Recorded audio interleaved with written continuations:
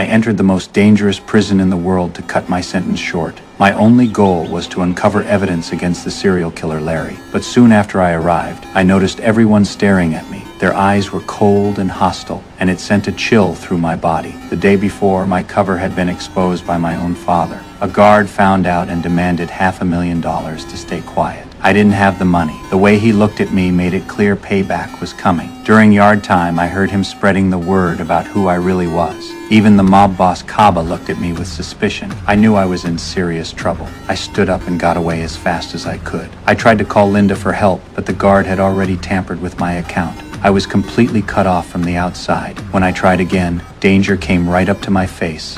Hang up the fucking phone! This phone?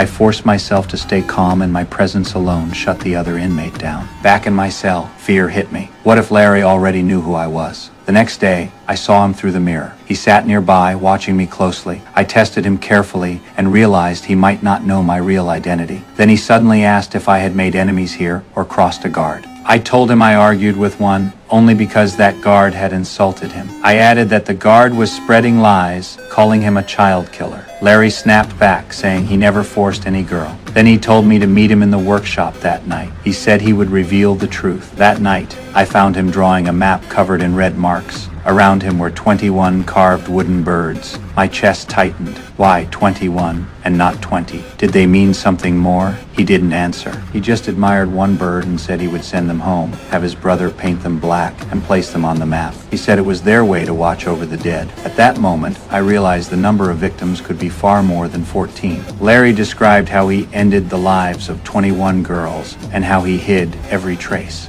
I told him to hand over the map so families could finally lay their daughters to rest. Only then could they move on. But he just laughed. The sound was so cold it lit a fire inside me. He smirked and said he was about to win his appeal. Right then, I chose to drop the act. I shouted that he had to pay for what he had done. No fucking way!